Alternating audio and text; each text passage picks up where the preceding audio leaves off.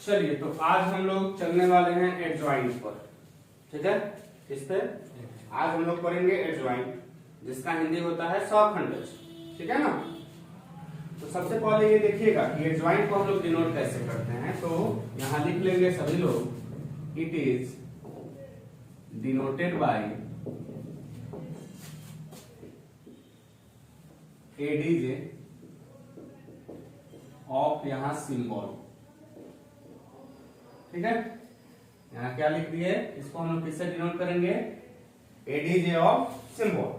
जैसे मान लीजिए कि अब एडीजे तो हो गया एडजॉइंट का शॉर्ट फॉर्म, यानी इसका शॉर्ट फॉर्म हम लोग एडजॉइंट का ले लिए, और वहां सिंबल का मतलब क्या होगा कि जिस भी स्क्वायर मैट्रिक्स के लिए हम लोग लिखने वाले हैं, जैसे मान लीजिए कि कोई भी स्क्वायर मैट्रिक्स मेरा ए हुआ, बी हुआ, सी हुआ, डी हुआ, यानी यहाँ जिस मैट्रिक्स के लिए हम लोग लिखेंगे उस वही मैट्रिक्स मेरा क्या हो जाएगा, सिंबल का काम करेगा, यानी उसी से हम लोग उसको सूचित करने वाले हैं। बात समझ में आया कि नहीं आया।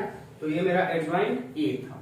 ठीक, अब इसको निकालने का मेथड क्या होगा, तो मेथड में हम लोग क्या करते हैं कि इसको लिखते हैं सबसे पहले हम लोग माइनस के साथ, फिर निकालते हैं कोफैक्टर्स, और फिर कोफैक्टर निकालने के बाद में उसको मैट्रिक्स के फॉर्म में लिखेंगे, यानी सी आई जे को हम किस फॉर्म में लिख दिए, मैट्रिक्स फॉर्म में, और एडजॉइंट निकालने के लिए उस मैट्रिक्स का हम लोग ट्रांसपोज कर देंगे, यानी जो कोफैक्टर निकला है सहखंड, ठीक है, उस सहखंड का हम लोग परिवर्त निकाल देते हैं, यानी ट्रांसपोज निकाल देते हैं, तो मेरा क्या निकल जाता है, एडजॉइंट निकल जाता है। बात समझ में आया कि नहीं आया, बात समझे यहाँ तक, कोई दिक्कत। तो उसके बाद अब यहाँ एक एग्जांपल हम लोग ले लेते हैं। मान लेते हैं कि a बराबर मेरा 1 - 2 3 4 दिया हुआ है, तो उसका अब एडजॉइंट निकालना है। तो एडजॉइंट निकालने के लिए सबसे पहला स्टेप हम बताए हैं कि माइनस निकाल लीजिए, यानी MIJ, तो MIJ निकाल लिए। उसके बाद बताया गया है कि CIJ निकाल लीजिए, तो CIJ निकाल लिए। ठीक है, उसके बाद आप लोग को कहा गया कि CIJ को आप मैट्रिक्स के फॉर्मेट में लिख दीजिए, तो CIJ को मैट्रिक्स के फॉर्म में लिखे कि नहीं लिखे, मैट्रिक्स के फॉर्म में लिख दिया गया। और इस मैट्रिक्स का जब हम ट्रांसपोज निकाल देते हैं, यानी जो रो में रहेगा उसको कॉलम में लिखते चलेंगे, तो मेरा क्या निकल जाएगा, ट्रांसपोज निकल गया, और यही ट्रांसपोज मेरा एडजॉइंट दे देगा। क्लियर, कोई दिक्कत। तो अब चलते हैं थोड़ा सा ऑर्डर 2 के लिए हम लोग एक ट्रिक पढ़ लेते हैं कि ऑर्डर 2 का अगर स्क्वायर मैट्रिक्स होगा तो उसको हम माइनस के फॉर्म में कैसे लिखेंगे।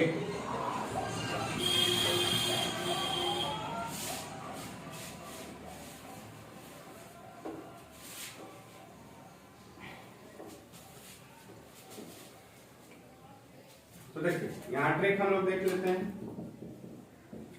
तो ट्रिक में क्या होगा, जैसे मान लीजिए a बराबर दिया हुआ रहे A11, A12, A21 और A2। ठीक है, तो अब इसका हमको कोफैक्टर्स निकालना है। क्या निकालना है, इसका कोफैक्टर्स, अलग इसका क्या निकालना है, कोफैक्टर्स, सॉरी कोफैक्टर का है, एडजॉइंट निकालना है। तो एडजॉइंट का शॉर्ट फॉर्म में कैसे निकालेंगे, तो सबसे पहले क्या करते हैं, इस प्रिंसिपल डायगोनल को, ठीक है, जो मुख्य विकर्ण है उसका हम इंटरचेंज कर देते हैं, उसको क्या कर देते हैं, इंटरचेंज, यानी आपस में सबको अदल बदल कर देते हैं। ये चला जाएगा इस पोजीशन पे और ये चला जाएगा इस पोजीशन पे, और उसके बाद में क्या करते हैं ना, इसका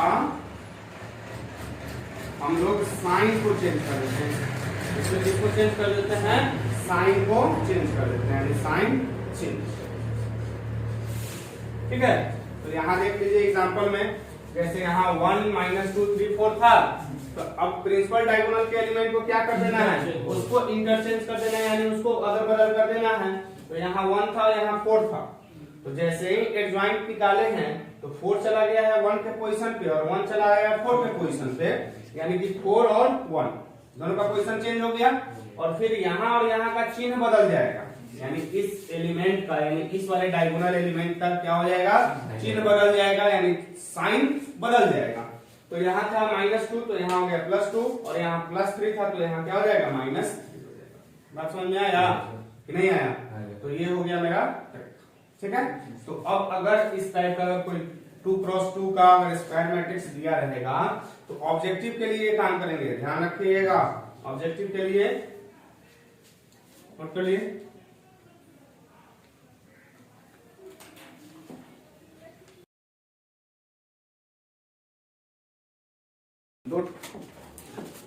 इसमें लिखेंगे।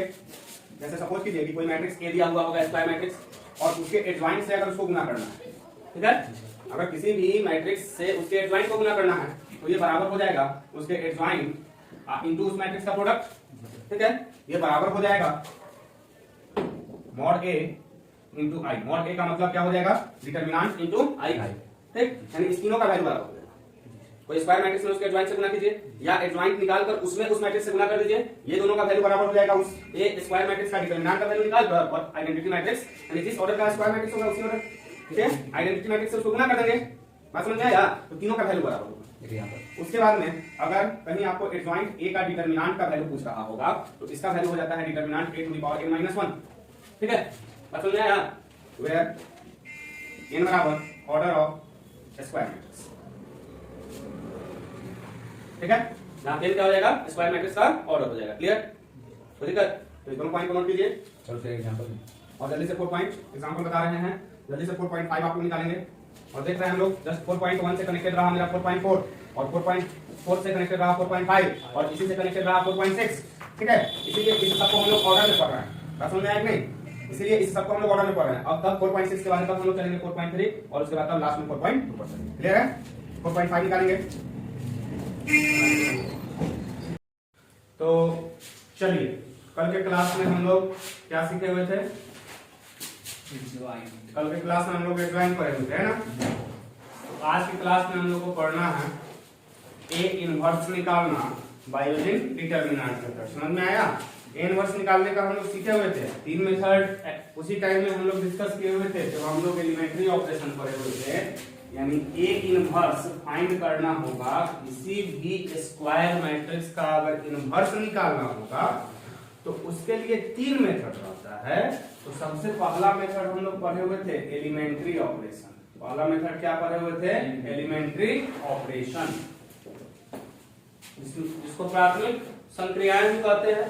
बात समझ में आ रहा है विद्यार्थी? तो प्राथमिक संक्रियाएं। दूसरा बाय यूजिंग डिटरमिनेंट, जो कि अभी हम लोग देखने वाले हैं कि डिटरमिनेंट मेथड से, ठीक है, हम लोग ए इनवर्स कैसे निकालेंगे। तीसरा होता है कॉचे हैमिल्टन मेथड, ठीक है, CHAUY कॉचे हैमिल्टन, ठीक है, बात समझ में आया?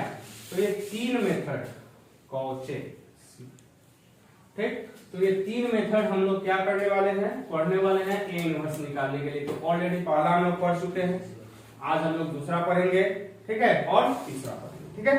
तो लिखिएगा, हेडिंग दीजिएगा ए इनवर्स या इनवर्स ऑफ ए मैट्रिक्स। आज का हेडिंग इसको भी मिटा रहे हैं, फिर जैसे जैसे मेथड के आएंगे ना वैसे वैसे हम लोग इसके बारे में डिस्कस करते चलेंगे।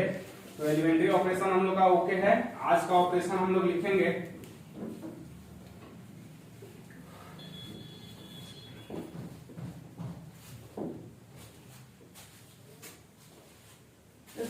सुनीता।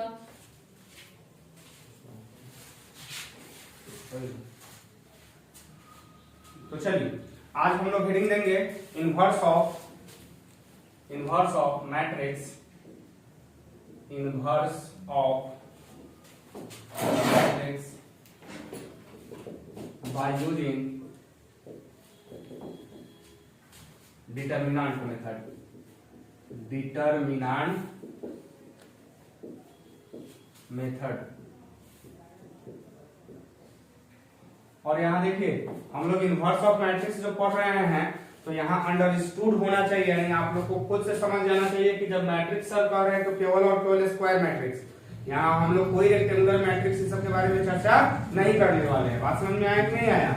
तो अब हम लोग स्क्वायर मैट्रिक्स का इनवर्स निकालना सीखेंगे डिटरमिनेंट के मेथड से। तो कैसे अब निकालते हैं, तो इसको ध्यान दीजिएगा कि सबसे पहले हम लोग निकालेंगे डिटरमिनेंट का वैल्यू। सबसे पहले क्या निकालेंगे?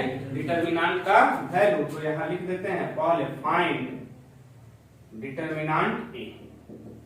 फर्स्ट में क्या निकाल लेंगे? Find determinant A. अब यहां से 2 केस आ सकता है। देखिए डिटरमिनेंट का यहां से 2 केस आएगा, या तो डिटरमिनेंट का वैल्यू 0 आ सकता है या तो डिटरमिनेंट का वैल्यू 0 नहीं आ सकता है, ठीक है ना। 2 केस आ रहा है।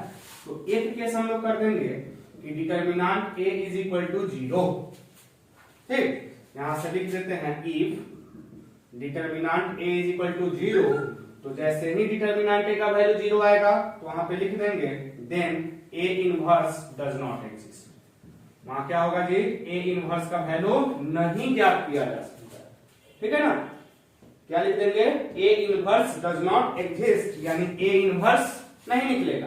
कब, डिटर्मिनेंट का वैल्यू जब 0 आएगा तब। अभी आप सो रहे हो क्या? नहीं ना, यहां हो ना।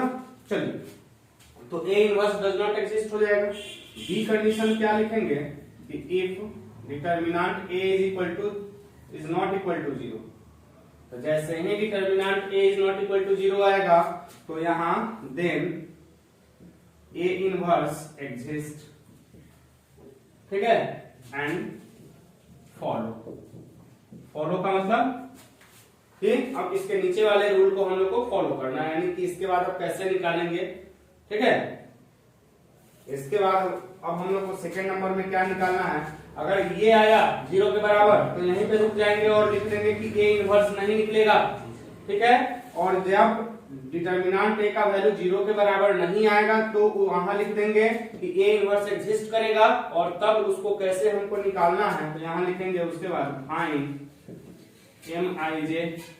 ठीक है, तो उसके बाद अब हम लोग निकाल लेंगे माइनस, इसके बाद निकाल लेंगे फाइंड Cij। ठीक है, इसके बाद निकाल लेंगे फोर्थ स्टेप में फाइंड एडजॉइंट। ठीक है, इसके बाद क्या निकाल लेंगे हम लोग, एडजॉइंट निकाल लेंगे। क्लियर है? ठीक, उसके बाद तब फिफ्थ स्टेज में मेरा दे देगा a इनवर्स, और a इनवर्स निकालने का फॉर्मूला होता है adj, यानी एडजॉइंट। शॉर्ट फॉर्म लिख देते हैं, उसके बाद वहां सिंबल लिख देंगे, तो adj ऑफ a बटा डिटर्मिनेंट a, और यहाँ डिटर्मिनेंट a का जो वैल्यू होगा वो 0 के इक्वल नहीं होना चाहिए। बात समझ में आया कि नहीं आया? यानी a इनवर्स यहाँ निकालने का फॉर्मूला है, एक मिनट ध्यान दीजिएगा। हेलो, यहाँ a इनवर्स निकालने का फॉर्मूला क्या होगा, adj ऑफ a बटा डिटर्मिनेंट a। तो कल के तो क्लास में हम लोग एडजॉइंट तक पढ़े हुए थे कि एडजॉइंट कैसे निकालेंगे, तो इसमें सारा का सारा प्रोसेस हम लोग ऑलरेडी पहले ही पढ़ चुके हैं। ठीक है, बात समझ में आया? तो अब एडजॉइंट के बाद a इनवर्स निकालना होगा, तो एडजॉइंट को डिटर्मिनेंट के वैल्यू से यानी 1 बटा डिटर्मिनेंट के वैल्यू से गुना कर दीजिएगा, तो आप लोग का क्या निकल जाएगा, a इनवर्स निकल जाएगा। ठीक है ना, और देखिए इसीलिए स्टार्टिंग में हम लोग डिटर्मिनेंट का वैल्यू निकालने का कोशिश किए हैं कि बटा में डिटर्मिनेंट है, और किसी भी नंबर के अगर डिनोमिनेटर में यानी उसके हर में अगर 0 आ जाएगा तो वो उसको इन्फिनिटी कर देगा कि नहीं कर देगा। तो उस इन्फिनिटी से बचने के लिए हम लोग यहाँ डिटर्मिनेंट का वैल्यू 0 नहीं रखते। अब अगर पहले आप यहां से निकालना शुरू करते हैं, अगर मान लीजिए पहले माइनस निकाल लेते हैं, कोफैक्टर्स निकाल लेते हैं, एडजॉइंट निकाल लेते हैं, और उसके बाद डिटर्मिनेंट निकालते हैं, तो मान लीजिए अगर 0 आ गया, बात समझ रहे हैं ना, तो फिर तो सारा मेहनत में पानी फिर जाएगा।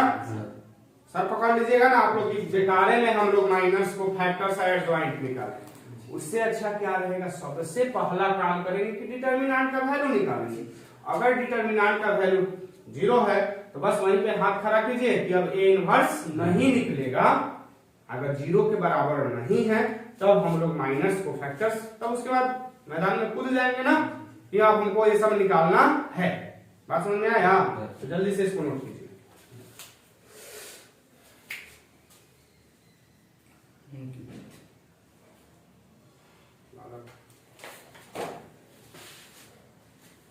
चलिए, तो अब इस पे हम लोग एक एग्जांपल देख लेते हैं कि अगर a बराबर दिया रहेगा 2 - 3 4 5, अगर ये कोई स्क्वायर मैट्रिक्स में दिया हुआ है और कहेगा कि इसका a इनवर्स निकालना है, क्या निकालना है, a इनवर्स।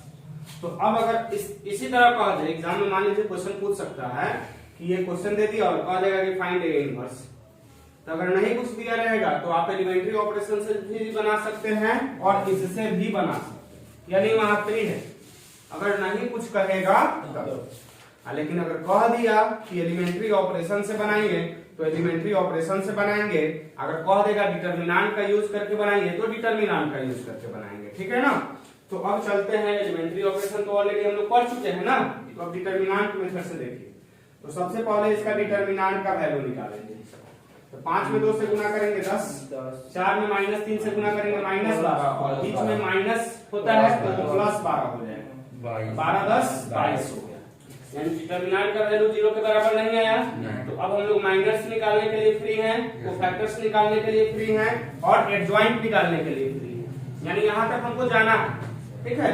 तो कल ही हम लोग इसका एक ट्रिक पढ़े हुए थे कि डायरेक्ट एडजॉइंट कैसे निकल जाएगा, ठीक है। एडजॉइंट निकालने के लिए क्या करेंगे, इस दोनों को पहले बदल देते हैं, यानी 5 और 2, तो यहाँ -3 है तो +3, यहाँ +4 है तो -4 हो जाएगा ना। एडजॉइंट निकल गया, डिटर्मिनेंट निकल गया। तो ए इनवर्स निकालना है तो एडीजे ऑफ ए बटा डिटर्मिनेंट ए, ठीक है। तो यानी एडजॉइंट में हम लोग क्या करेंगे, 1 बटा डिटर्मिनेंट से गुना कर देंगे, नहीं जी, ठीक है। बात समझ में आया कि नहीं आया। तो अब यहाँ लिख सकते हैं कि 5 3 -4 2, और इसको गुना कर दीजिए 1 बटा 22। तो या तो इतना भी रहने दे सकते हैं, नहीं तो गुना करके लिख दीजिए, क्या हो जाएगा 5 बटा 22, 3 बटा 22, -2 बटा 11, यहाँ हो जाएगा 1 बटा 11, नहीं हो जाएगा जी। बात समझ में आया। नहीं तो ए इनवर्स निकालने का फॉर्मूला होगा, ठीक है भाई। डिटर्मिनेंट मेथड, 1 मिनट यहाँ ध्यान दीजिएगा। अब कुछ थोड़ा सा एक प्रॉपर्टी है, प्रॉपर्टी को भी लिख लीजिए। देखिएगा यहाँ, अगर हमसे पूछेगा कि ए बी का होल इनवर्स, ए इंटू बी का होल इनवर्स बराबर क्या होगा, तो इसका होगा बी इनवर्स इंटू ए। बात समझ में आया।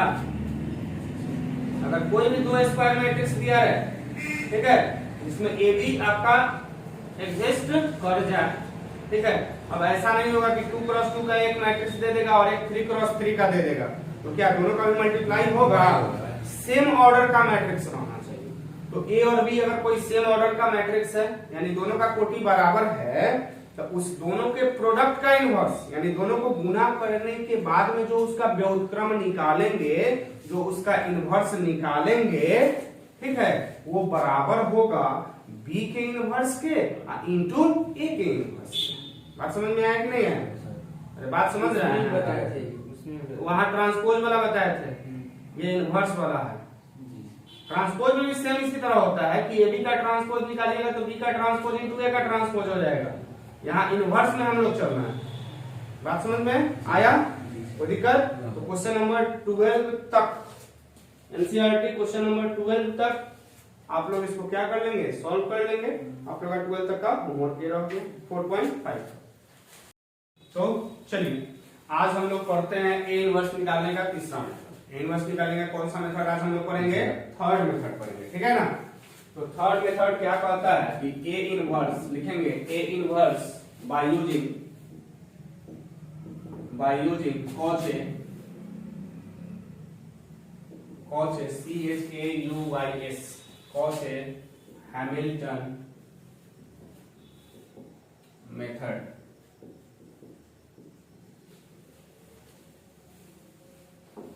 कॉचे हैमिल्टन मेथड CHAUY और उस पे एपोस्ट्रोफी एस है और बीच में हाइफन है, हैमिल्टन मेथड, ठीक है। यानी ये तीसरा मेथड मेरा हुआ कि ए इनवर्स निकालने के लिए, ठीक। आगे बढ़ा जाए तो देखिए बताए हुए थे कि पहला 2 मेथड के लिए आपको क्वेश्चन में कहेगा या नहीं कहेगा। जैसे मान लीजिए अगर आपको स्क्वायर मैट्रिक्स दे देता है और कहेगा कि फाइंड ए इनवर्स, तो आप लोग फ्री हैं, आप लोग या तो प्राथमिक उपचार यानी एलिमेंट्री ऑपरेशन से बना लीजिए, और नहीं तो डिटर्मिनेंट का यूज करते हुए जैसे माइनस को फैक्टर्स एडजॉइंट ये सब निकाल के हम लोग बनाए हुए थे ना, तो उससे बनाइए, वहां आप लोग फ्री हैं। अगर नहीं कुछ कह रहा है तब, लेकिन ये कॉचे हैमिल्टन मेथड के लिए आपको इक्वेशन दिया हुआ रहेगा। क्या दिया हुआ रहेगा? इक्वेशन दिया हुआ रहेगा। जैसे कि मान लीजिए कोई स्क्वायर मैट्रिक्स दे देगा और कहेगा कि सबसे पहले इसको वेरीफाई कीजिए, ए square plus 5a minus 6i बराबर 0, ऐसा कुछ इक्वेशन दे देगा, ठीक है, एग्जैक्ट ये नहीं कह रहा है कि यही इक्वेशन देगा, ऐसा कोई भी इक्वेशन दे सकता है, ठीक है। और जब इक्वेशन दे देगा और उसके बाद कहेगा कि उसके सहायता से, यानी with the help of equation हमको ए इनवर्स निकालना है, बात समझ में आ रहा है ना। तो अगर इस इक्वेशन के सहायता से आपको ए इनवर्स निकालना रहेगा तो उस कंडीशन में हम लोग कौचे हैमिल्टन मेथड यूज करेंगे, बात समझ में आ रहा है। यहाँ कोई आपका ये नहीं रहेगा, जब ये देगा इक्वेशन के फॉर्म में तभी ये लगेगा, ठीक है, बात समझ में आ रहा है ना। तो अब इसमें देखते हैं कि अब जब इक्वेशन देगा तो हम इसको सॉल्व कैसे करेंगे, तो इस चीज पे हम लोग फोकस करते हैं। तो यहाँ ये लोग दो मेथड दिए, कितना मेथड दिए हैं, दो मेथड। सबसे पहला मेथड कहता है कि प्री मल्टीप्लाई, पहला क्या है, प्री मल्टीप्लाई। प्री मल्टीप्लाई का मतलब क्या होता है, वापस मल्टीप्लाई करना दोबारा। प्री मल्टीप्लाई का मतलब पहले गुना करना, नहीं सुने हैं, प्रीपेड पोस्ट पेड, सुने होइएगा, प्रीपेड और पोस्ट पेड। तो प्रीपेड में क्या होता है, जैसे मान लीजिए कि हम ही लोग अपने जो मोबाइल में जो सिम यूज करते हैं तो पहले रिचार्ज करते हैं, तभी उससे जो भी बातचीत करना हो या जो भी नेटवर्क का यूज करना हो वो हम लोग काम करते हैं। क्या ऐसा नहीं रहा है कि हाँ बात कर लिए 84 दिन और तब 84वें दिन या 83वें दिन हमको बिल आएगा और उस बिल को हमको पे करना पड़ेगा, वैसा तो नहीं होता है, ठीक है ना। यानी पहले पैसा भरवाइए और तब काम कीजिए, उसी को कहते हैं प्री। तो यहाँ प्री मल्टीप्लाई यानी पहले गुना करना है, ठीक है। तो पहले मल्टीप्लाई किससे करेंगे, तो pre multiply by A inverse, एक इस तरह से निकाल सकते हैं, ठीक है। दूसरा हम लोग क्या कर सकते हैं, पोस्ट मल्टीप्लाई करेंगे। क्या करेंगे दूसरा, post multiply by A inverse, उसके बाद क्लियर है, यानी कि अब ए इनवर्स से बाद में गुना करेंगे, ठीक है। और 3.4 में आप लोग को कॉन्सेप्ट बताए हुए थे, याद कीजिए कि ए बी बराबर बी ए बराबर आई, बताया गया था। जहां पर लिखते भी थे कि बी बराबर ए इनवर्स होता है, जहां पर लिखते थे ना कि बी बराबर ए इनवर्स होगा, ठीक है। तो यहाँ बी के जगह हम लोग ए इनवर्स यानी इस तरह से लिख सकते हैं, ए इंटू ए इनवर्स लिख सकते हैं, बराबर ए इनवर्स इंटू ए बराबर आई। तो यही मेरा हो गया क्या, पोस्ट मल्टीप्लाई, यानी ए इनवर्स से देखो बाद में गुना हुआ है और यहाँ ए इनवर्स से कब गुना हुआ है, पहले। तो इसको हम लोग लिख देंगे पोस्ट मल्टीप्लाई और इसको लिख देंगे प्री मल्टीप्लाई। बात समझ में आया, दिक्कत नहीं ना। तो यही हम लोग करने वाले हैं कि पहले ए इनवर्स से गुना कर देंगे या बाद में ए इनवर्स से गुना करके तब हम इसको सॉल्व करेंगे, ठीक है, कोई दिक्कत नहीं ना। तो चलिए 4.4 का कोई एक क्वेश्चन बोलिए, 13 से लेकर 16 तक, 13 से लेकर 16 तक बोलिए, कौन सा क्वेश्चन बता दे, बता दीजिए। 15 पढ़ना ना बता दीजिए। चलिए 15 नंबर का जितना वेरीफाई करना है उतना तो आप लोग वेरीफाई कर लीजिएगा, क्योंकि 3.2 में आप लोग ऑलरेडी इतना काम कर चुके हैं, पुट कर बन जाएगा, पुट कर 3.2 में इतना काम ऑलरेडी कर चुके हैं। क्या दिया हुआ है इक्वेशन, चलिए तो यहाँ इक्वेशन दिया हुआ है 15 का, A cube minus 6a square plus 5a plus 11i बराबर 0। स्क्वायर मैट्रिक्स दिया हुआ है और इतना बराबर 0 करना है। तो 3.2 में आप लोग बनाए थे, 3.2 में आप लोग बनाए थे, बनाए हैं ना, ठीक है। 3.2 में हम लोग इतना कर चुके हैं। तो सबसे पहले हम लोग ए क्यूब निकालेंगे, 6a स्क्वायर निकालेंगे, 5a निकालेंगे, 11i निकालेंगे। इसको प्लस करना है प्लस करेंगे, माइनस करना है माइनस करेंगे और बराबर 0 पे कर देंगे। यानी वहां तक आप लोग 3.2 की तरह काम करेंगे, ठीक है। और उसके बाद इसी का हेल्प लेकर इनवर्स, बात समझ में आ रहा है ना, इनवर्स निकालना। तो कैसे इनवर्स निकालेंगे, तो एक बार सबसे पहले हम लोग प्री मल्टीप्लाई पे चलते हैं। किस पे चलते हैं, pre multiply by A inverse. यहाँ लिख देंगे कि bye using pre multiply of A inverse on both side, यानी दोनों साइड हम गुना कर देते हैं। तो जब दोनों साइड हम ए इनवर्स से गुना करेंगे तो यहाँ क्या लिख सकते हैं, ए क्यूब है इंटू ए, ठीक है। तो प्री यानी पहले गुना करना है तो पहले हम लोग ए इनवर्स लिखेंगे, ठीक है। फिर यहाँ भी तो पहले लिखेंगे 6a इनवर्स इंटू ए स्क्वायर, नहीं लिखेंगे जी।